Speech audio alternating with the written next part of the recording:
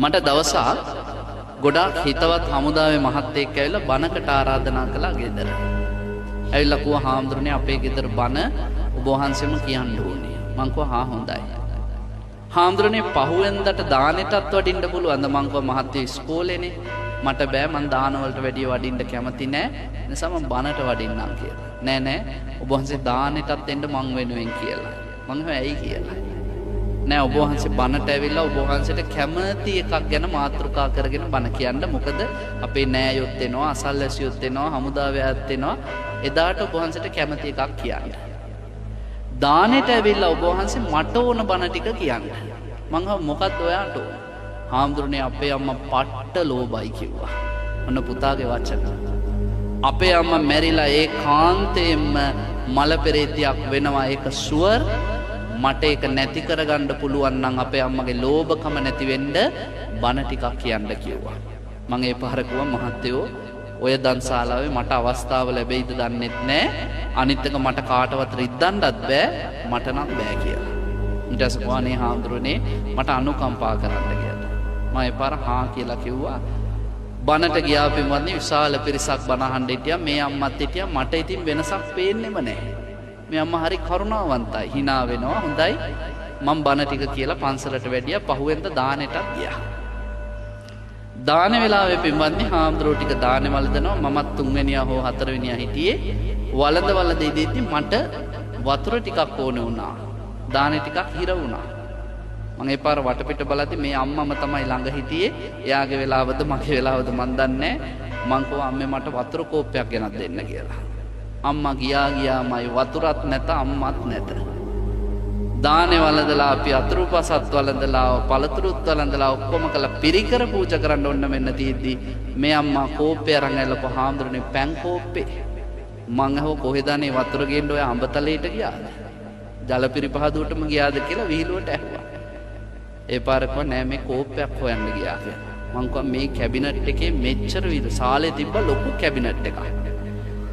මේ කැබිනට් එකේ මෙච්චර වීදුරු බඩු තියෙද්දි කෝප්පයක් හොයන්න කොහෙද ගියේ?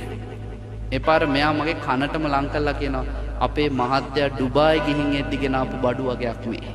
දැන් අවුරුදු 25කටත් වැඩි මම S2 වගේ පරිස්සම් කරන වතුර ටිකක්වත් බොන්නේ නැහැ. මිනිහා මැරිලා අවුරුදු 17 පින්කම. තාම මැණිකක් රකින්න නාරජින්දකෝ වගේ අර වාජන ටික රකින්නවා. දැන් මට තේරුණා පුතා කියපු කතාව ඇත්ත කියලා. හිතන්නකෝ දහාමුදුරන්ට එහෙමනම් ගෙදර මිනිස්සුන්ට කොහොම ඇද්ද? කොහොම හරි කැරකිලා දම්පලේ හිටපු නායක හඳුරුවා එහෙනම් පඬිත හඳුරුම බණ ටික කියලා ඉවර කරන්න කියලා. වැරදි මනුස්සයට මම හම්බ වෙන්නේ. ඒ පාර මං ඉතින් බණ ටික කියන්න පටන් ගත්තා.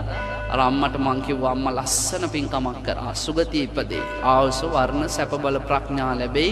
මනුෂ්‍ය ජීවිතයක් ලැබුණත් විසාක සුමනා සුජාතා බන්දුල මල්ලිකාට වගේ සැප ලැබෙයි. දැන් අම්මා ඉන්නේ මුරුංගත්තේ උඩ. මං උඩටම නැග්ගුවානේ. එක පාරටම මං කරටිය කඩලා දැම්මා. මං කිව්වා හැබැයි මතක තියාගන්න එක පාරක් හරි මේ කැබිනට් එකෙත් උපදිනවා අම්මයි. මූණ හතරැස් වුණා. හතරැස් වෙලා මගෙන් ඇහුවා ඇයි කියලා. පවුලේ අය ටික විතරයි ඉන්නේ. මං කිව්වානේ අම්මට මං හරි ආදරේ මේ පුතත් මගේ හිතවත්.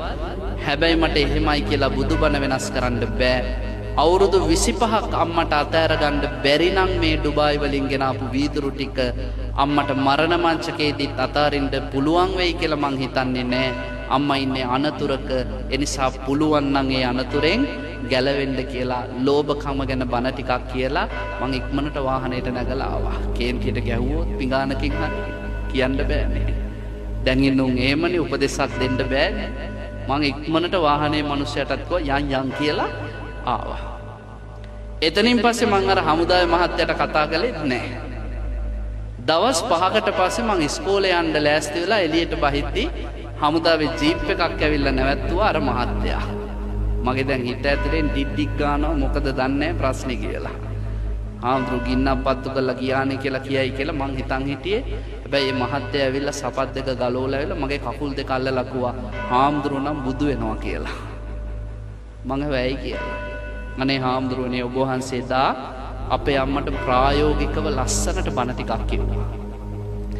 එදා ඔබ වහන්සේ වැඩියට පස්සේ අපේ අම්මා දවල්ට බත් කෑවේ නැහැ. හවසත් අපි කන්න අඬ ගැහුවා ආවේ නැහැ. කාමරේ දොර වහගෙන හිටියා. පහුවෙන්ද උදේ මං වැඩට යන්න ලෑස්ති වෙද්දී අම්මා ඇවිල්ලා කිව්වා මේ කැබිනට් එක මං පන්සලට පූජා කරනවා කියලා.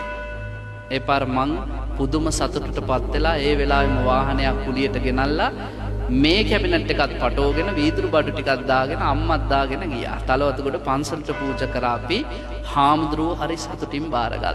ඉතින් හාමුදුරුවෝලා දෙමළ පත්තරේ හරි නිකන් දෙනව නම් ගන්න જાතියක් නේ. ඕන කුණු ගොඩක් ගන්න. අරව ඕල්ඩ් ෆැෂන් අවුරුදු 25කට කලින් මෝස්තර. හැබැයි හාමුදුරුවෝ ගත්තා. හැබැයි අපේ අම්මා නිදහස් වුණා. මට ඒකට සතුටුයි කිව්වා. අදටත් ඒ අම්මා හරීම ලස්සනට පින්දහම් කරනවා. ඊ පෙරේදත් මාව හොයාගෙන ආවා.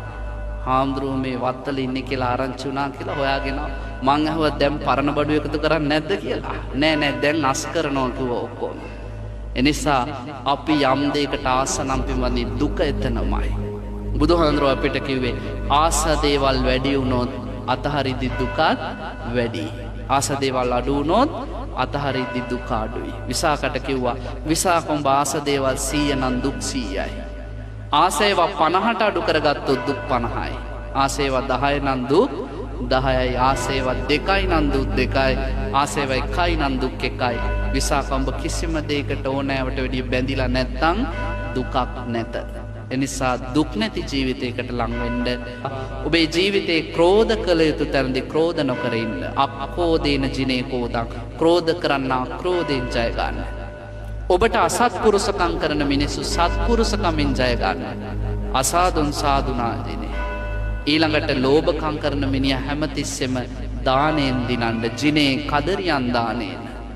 ඊළඟට ඔබට බොරු කියන ඔබ රවට්ටන්න උත්සාහ කරන මිනිහව ඇත්තෙන්ම දිනන්න සච්චේ නාලිකවාදිනා. මේ බුදු අදන ජීවිතයට එකතු කරගෙන ජීවිතේ දෙලොව සැපලම කරගන්න මේ අහපු බණත් උපනිශ්‍රයම වේවා කියලා